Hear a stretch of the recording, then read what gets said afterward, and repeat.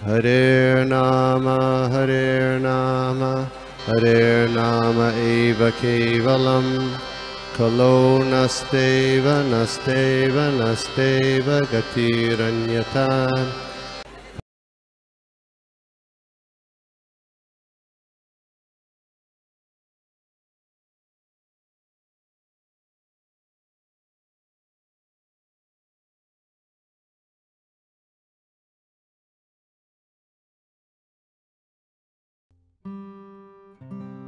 आज का हम सत्र शुरू करते हैं। श्रीमद् भागवतम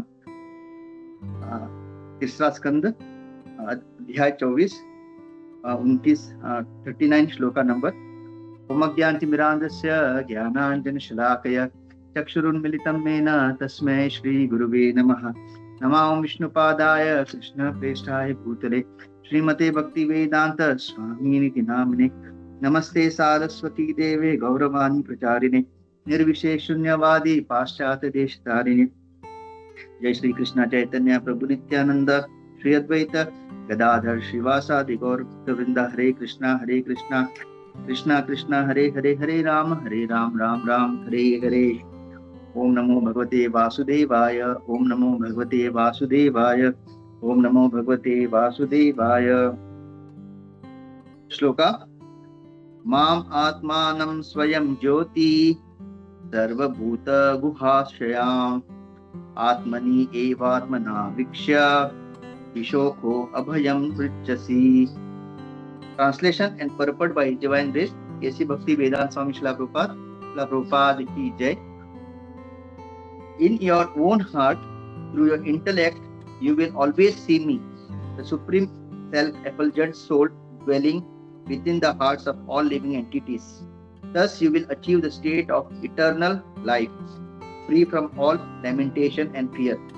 तो भगवान जो कर्दम मुनि को बता रहे हैं कि आप अपने हृदय में आपके बुद्धि के द्वारा हमेशा आप मेरा दर्शन कर पाएंगे। क्या है वो? मतलब भगवान बहुत ही दिव्य, भगवान के जो अंग से जो कांति निकलती है या जो ज्योति निकलती है और supreme self efficient soul dwelling within the hearts of all living. और आप उससे क्या होगा? अपने जो शाश्वत जीवन को प्राप्त करोगे और पूरी तरह से शोक और भय मोह और शोक से क्या है आप मुक्त रहोगे। शोक मोह भयापह एतद् चित्तानां मात्रा स्पर्शेचयामुः भवसिन्धो प्लवदृष्टो हरिचर्याणु वर्णनम। तो जब हम भगवान का हमेशा गुणगान करते हैं तो हम इससे मुक्त हो जाते हैं।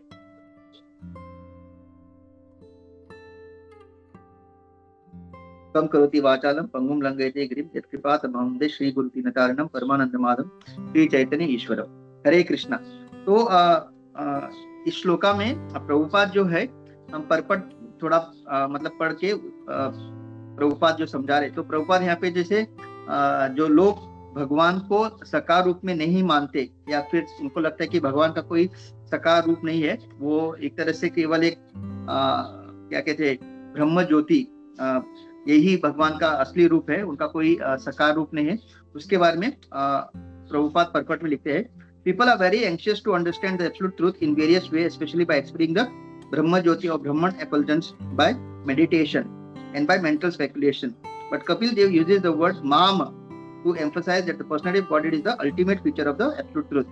In the Bhagavad Gita, the personality of Godhead always says Mam unto me, but the rascals misinterpret the clear meaning.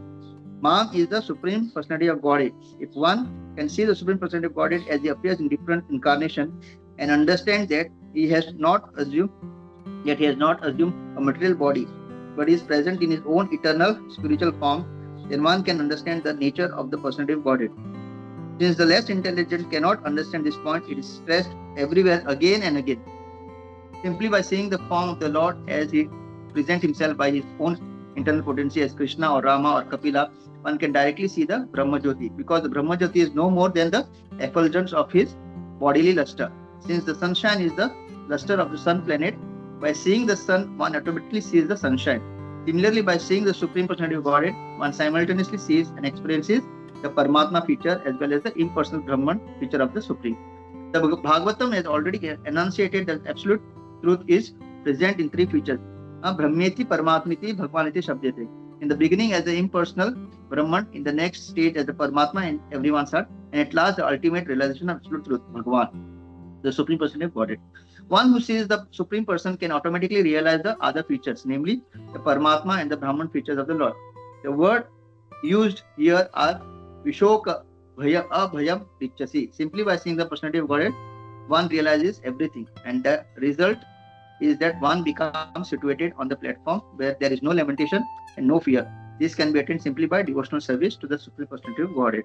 तो श्रील प्रभुपाद का अगर आप पूरा तात्पर्य पढ़ेंगे तो किस पे जोर दे रहे हैं, तो सारे जो भगवान का जो साकार रूप को विश्वास नहीं करते, कहते कि भगवान का कोई रूप नहीं है, उसके ऊपर जोर दे रहे। तो अगर हम देखेंगे प्रभुपाद के आने से पहले भी बहुत सारे भगवत गीता थी, अभी भी है।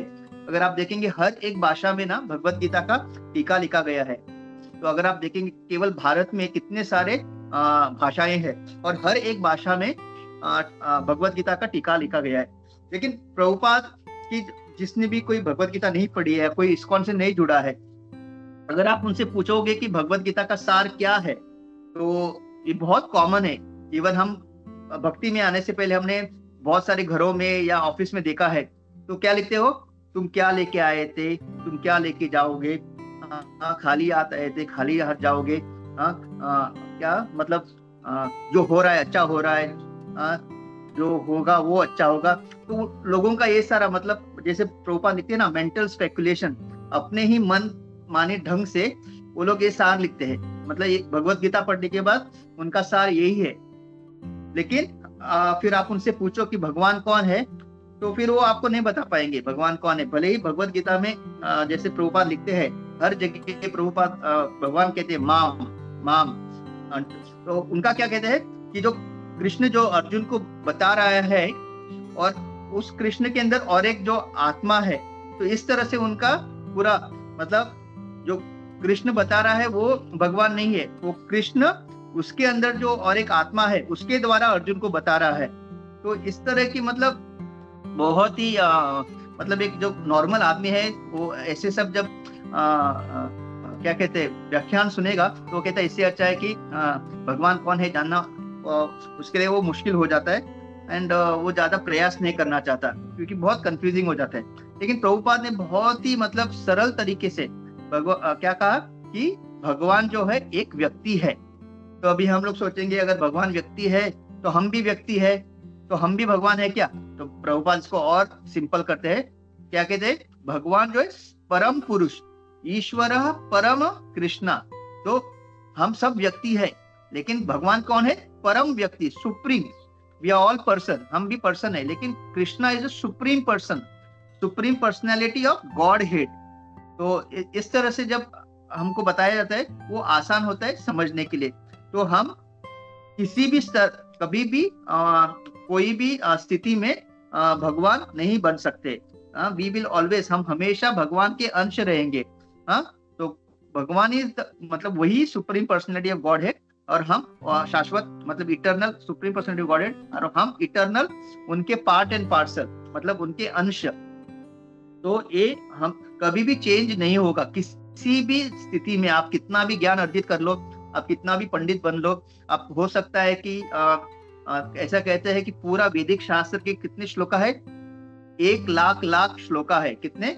1 लाख श्लोका, मतलब जितना भी पुराण वेद ये सब आप अगर ऐड करके उसमें पूरा कितने श्लोका अगर आप ऐड करोगे तो it is said 1 lakh shloka. तो हो सकता है आप ये सारे 1 लाख श्लोका पठन भी कर लो, कंठस्थ भी कर लो, तब भी आप और हम कोई भी जीव जो है एक क्या कहते हैं भगवान के अंश के रूप में रहेंगे। हम कभी भी भगवान नहीं रह सकते। और जो मायावादी जिनको कहते हैं, जो कहते हैं कि जब भगवान जब यहाँ हम लोग भी भगवान है, हम लोग आध्यात्मिक जगत से इधर आए, अब माया में है, इसके वजह से हम भूल गए हैं। तो इस होलीनेस गौर सुंदर गोस्वामी महाराज बता रहे थे कि ऐसे कैसे हो सकता है, अगर भगवान कैसे भूल सकते हैं, राइट? तो फिर वो भगवान होने का मतलब क्या अर्थ है? अगर भगवान भी भूल जाते हैं तो फिर कैसे उनको भगवान कह सकते हैं? अगर आप भगवत गीता का 4वां अध्याय में भगवान अर्जुन को क्या बताते हैं कि अर्जुन, तुमने भी बहुत सारे जन्म लिए और मैं तुम्हारे साथ बहुत टाइम ऐसे यहाँ इस धरातल पे आया, लेकिन क्या हुआ है, तुम सब भूल गए हो, लेकिन मैं कभी भूला नहीं। तो क्या श्लोका क्या है? बहुनी में व्यतीतानि जन्मानि तव अर्जुना तान हम वेद सर्वाणी नत्वम वेद परंतपा। तो ये है फर्क। अर्जुन भी बहुत टाइम भगवान का पार्षद बन के आए, लीला की, लेकिन कुरुक्षेत्र के युद्ध पे जब अर्जुन पूछते हैं कि अगर तुमने ये ज्ञान सूर्यदेव को दिया है, सूर्यदेव तो तुमसे कहीं वर्ष पहले आया था, तो ऐसे कैसे तुम कह सकते हो?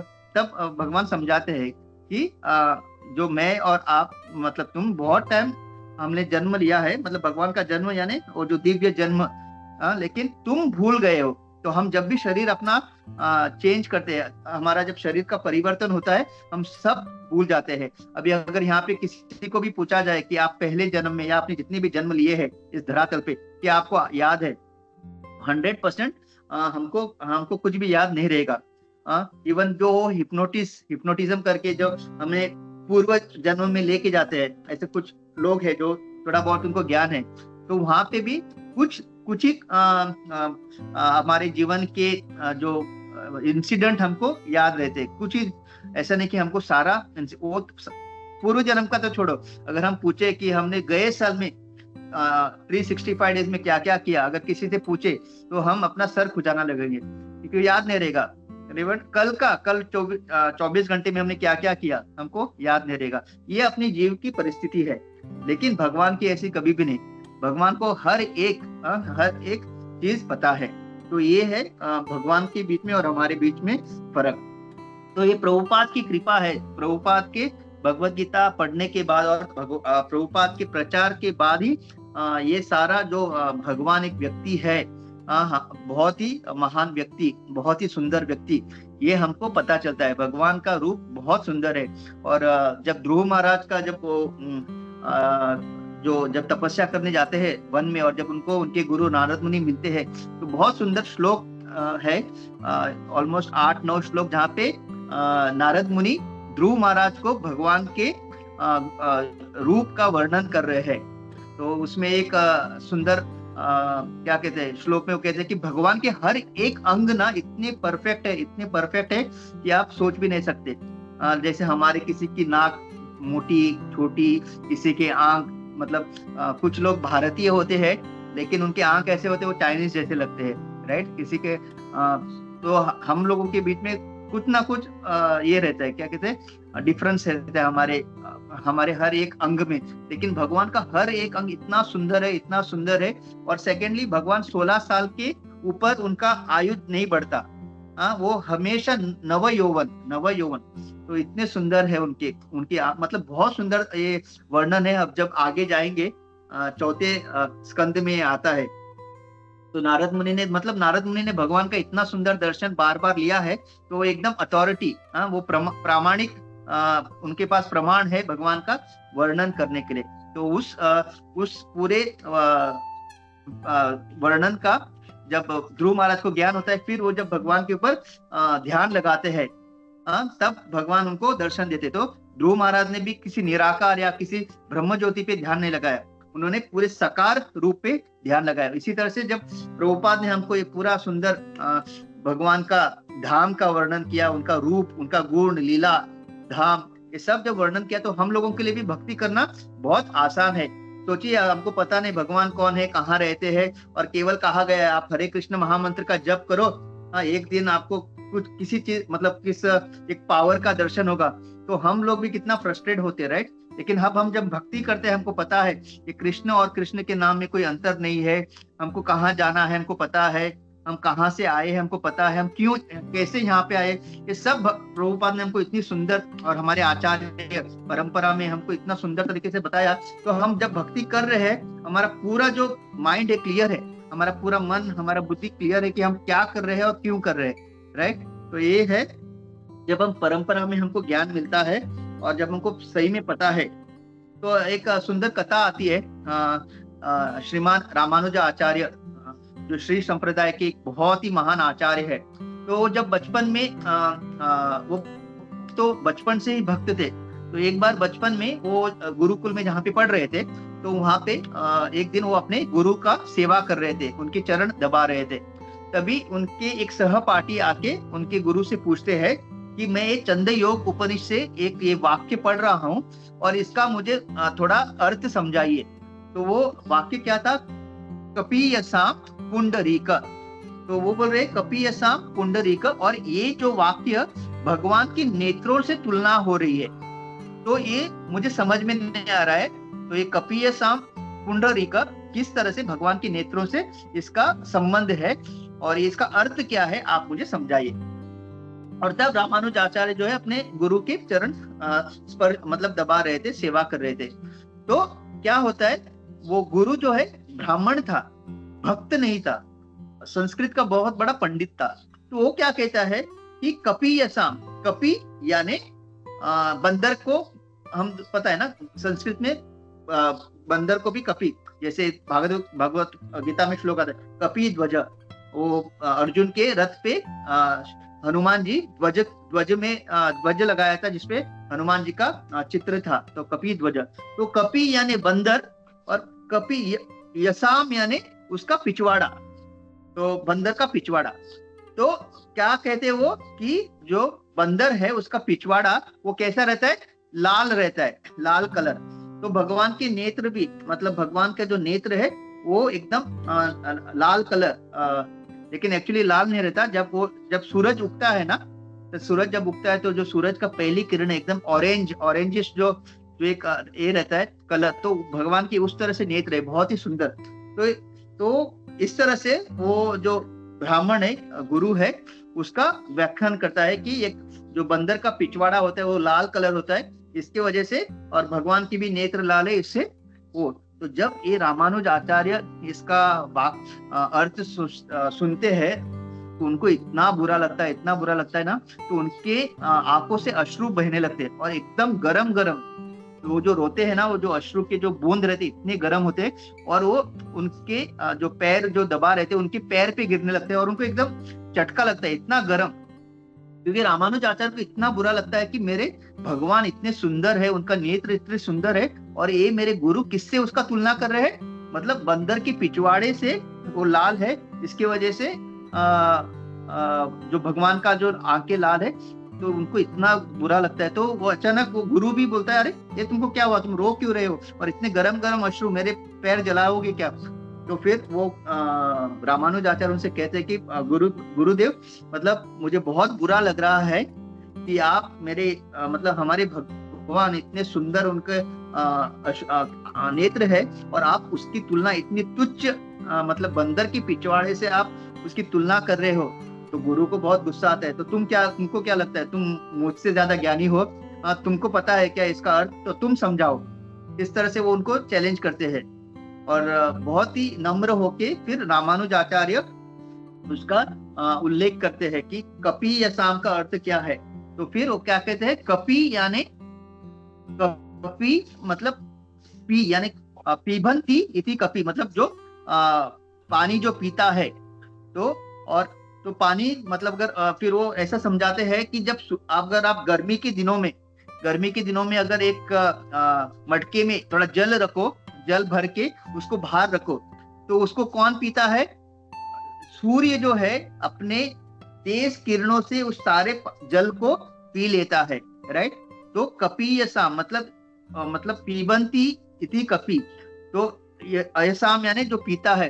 तो सूरज जो है क्या करता है, अपने तेज नेत्रों से जो पीता है, तो यही मतलब जो सूरज की जो किरणें हैं उससे जो पीता है वो है कपीयसाम। तो फिर जो सूरज जब उगता है रोज सुबह, तब आप अगर हम लोग ब्रह्म मुहूर्त में उठते हैं ना चैंटिंग करने के लिए, और धीरे धीरे जो अंधेरा जो चला जाता है और फिर रोशनी आने लगती है, तब आप जब सूरज का दर्शन करोगे तो ऑरेंज कलर का जो एक आपको जो मतलब जब सूरज बहुत तेज होता है तब हम देख भी नहीं सकते, लेकिन सुबह 5, 5:30 या 6 बजे जब आप सूरज को देखते हो, वो जो कलर है सूरज का, तो वो जो है पुंडरीक यानी जो भगवान के नेत्र, तो वो जो कलर है वो भगवान के एक्चुअल, तो एक्चुअल कंपैरिजन क्या है, जो भगवान के सुंदर जो नेत्र जो एकदम ऑरेंजिश जो है भगवान के, तो उसका तुलना वो सूरज जो उगता हुआ सूरज है उससे किया गया है। तो इस तरह से, और फिर वो कहते हैं उनको कि आप केवल संस्कृत जानते हैं लेकिन आप भक्त नहीं है, इसकी वजह से आपको मतलब इस तरह इतना तुच्छ तुलना करने में भी आपको बुरा नहीं लगता। तो हम लोग देख सकते हैं कि केवल थोड़ा ज्ञान होने के कारण, ज्ञान अगर हम संस्कृत के पंडित हो और भक्त, इसमें बहुत अंतर है। भक्त जो होता है हमेशा सोचता है किस तरह से हम भगवान का जो स्तुति एकदम उच्च स्तर पे करे, ना कि ऐसे निम्न स्तर पे। तो इसके कारण यहाँ पे हमको पता चलता है रामानुज हमारे जो आचार्य है किस तरह से भक्तों के मुख से ये सारा हमको सुनना चाहिए। नहीं तो अगर हम किसी भी ज्ञानी के पास जाएंगे वो तो बहुत बड़ा मतलब हमको लेक्चर देंगे या संस्कृत को तोड़ मरोड़ के बहुत कुछ समझाएंगे, वो बहुत स्कॉलरली होंगे, लेकिन भक्ति हमको कभी नहीं मिलेगी। तो अगर प्रभुपाद की भगवत गीता आने से पहले सबने भगवत गीता बहुत, जैसे मैंने कहा, सारे भाषाओं में थे, लेकिन किसी को ये नहीं पता था भगवान कौन है, भगवत गीता पढ़ के उसका उद्देश्य क्या है। तो इससे हमको पता चलता है कि ज्ञान हर जगह है।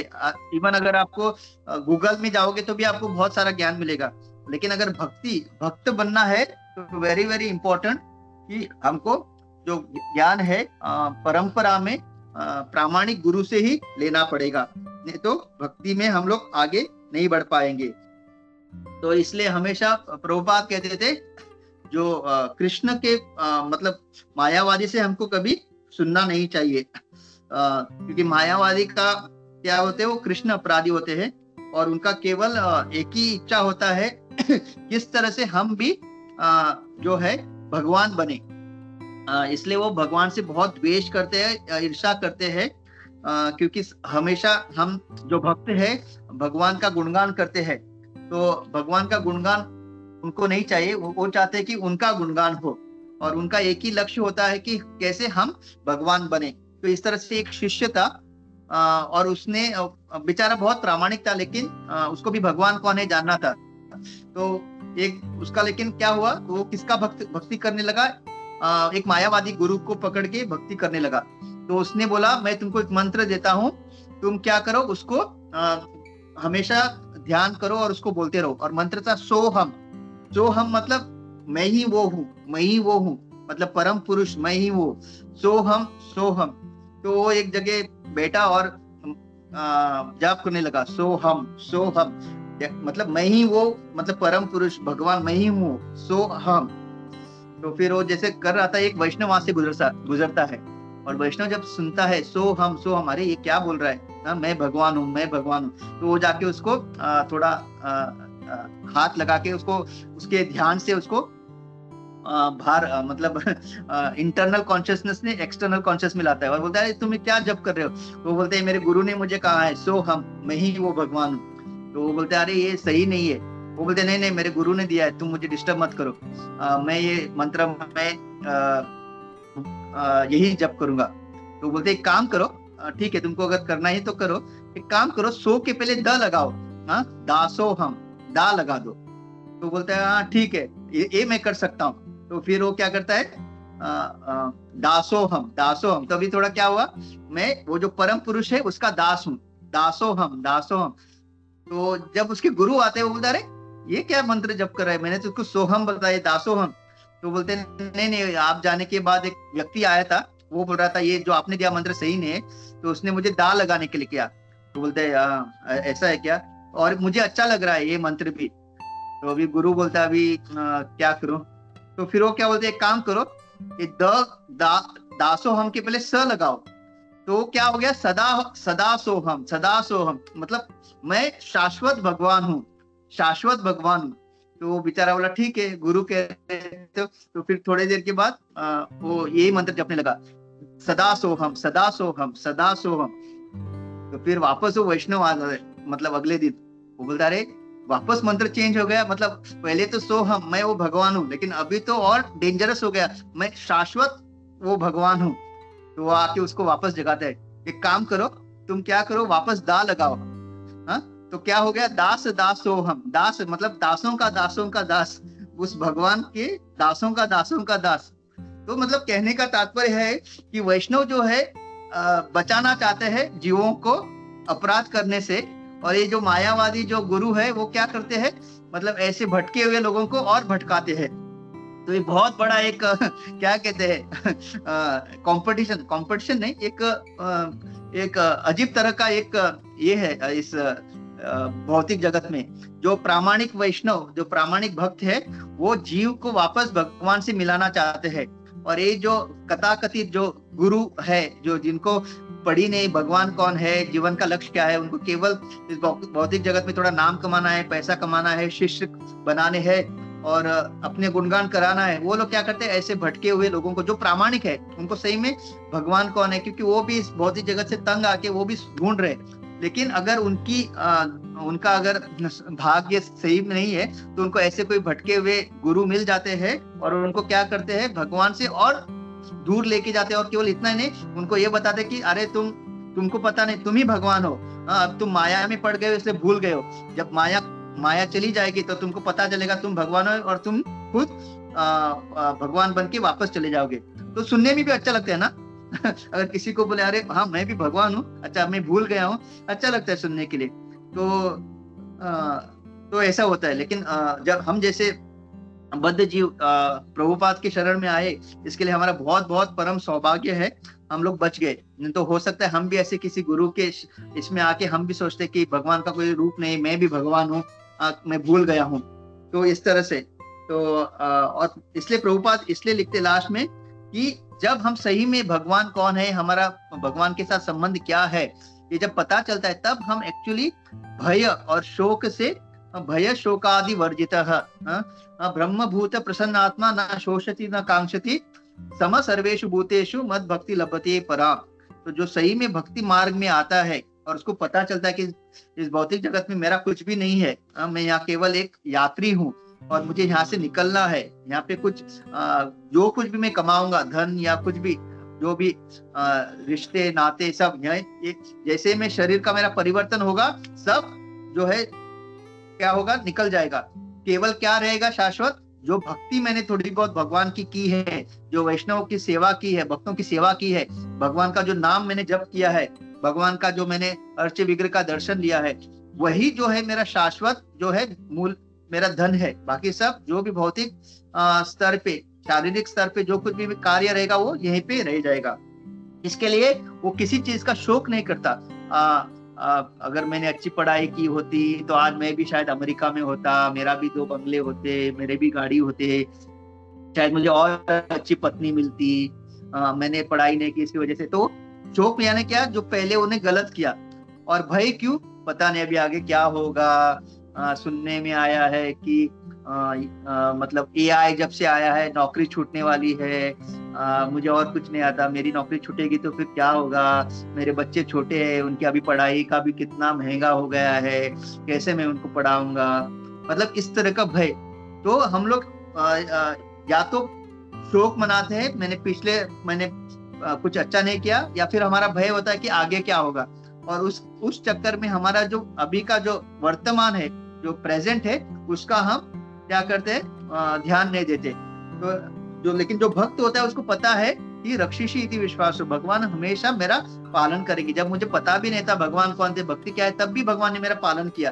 और अब तो मैं भक्ति कर रहा हूँ तो भगवान मुझे कदापि छोड़ेंगे नहीं। तो भगवान मेरा सारा चीज का जो है संभाल लेंगे। तो इस तरह से भक्त इसलिए हमेशा आनंद में रहता है। वो सब भगवान पे छोड़ के अपना जो उसके हाथ में क्या है, उसका जो नियंत्रण में क्या है वो करता है। वो भगवान का नाम, शुद्ध नाम जप करता है, भक्तों की सेवा करता है, जो प्रभुपाद की जो किताबें है, शास्त्र का अध्ययन करता है। और शास्त्र अध्ययन करने से अपना जो मन है ना बहुत पवित्र होने लगता है।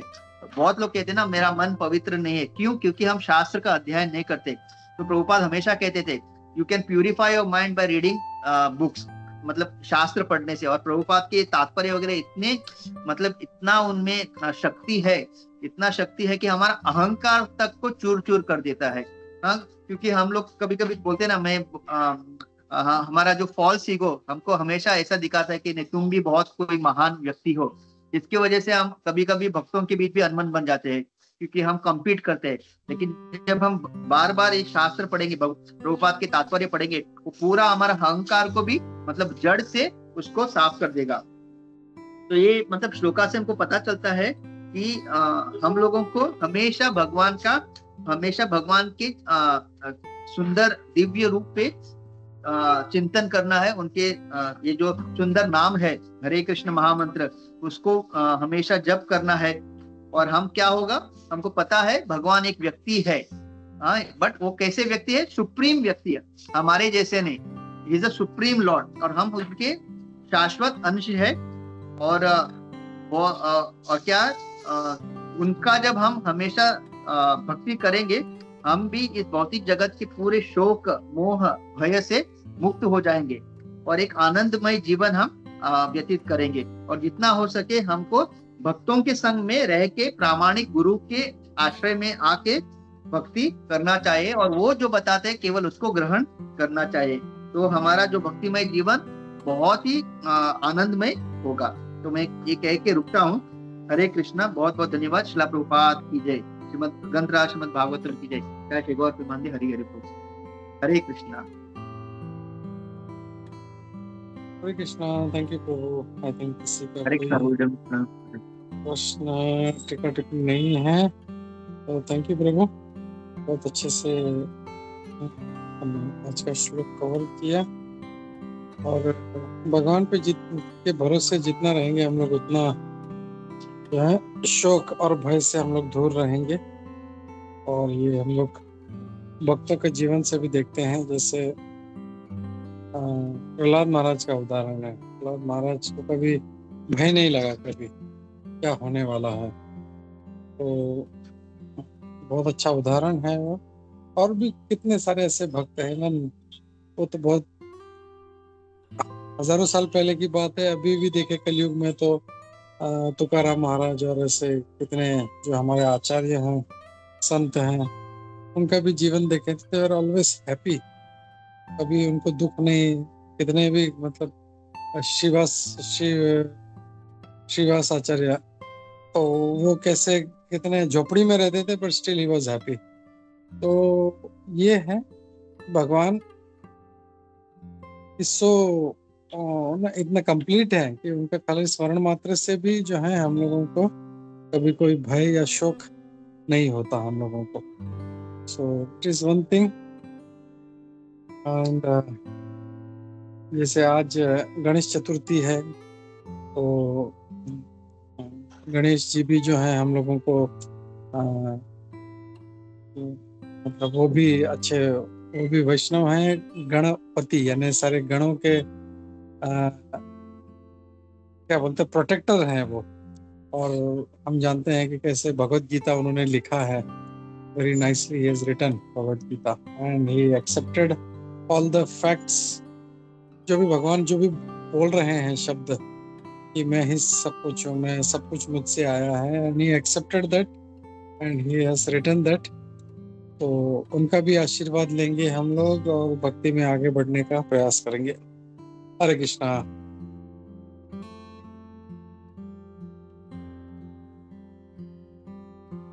यस प्रभु, बहुत बहुत धन्यवाद।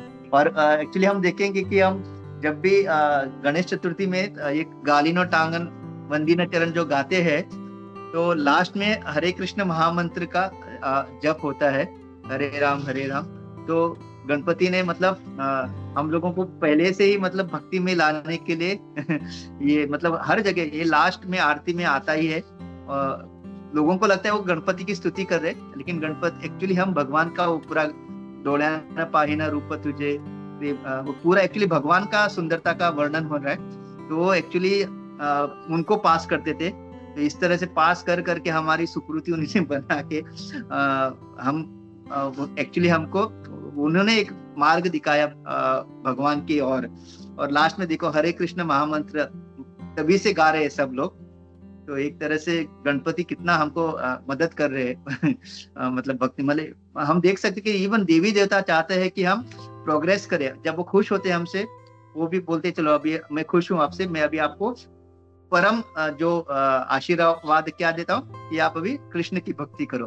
तो लोग डरते हैं कभी कभी, अरे कृष्ण की भक्ति करेंगे देवी देवता के नहीं करेंगे तो वो नाराज होंगे क्या? नहीं, अगर आप सही में प्रामाणिकता से कर रहे हो वो बहुत खुश हो जाते हैं जब हम वैष्णव बनते हैं।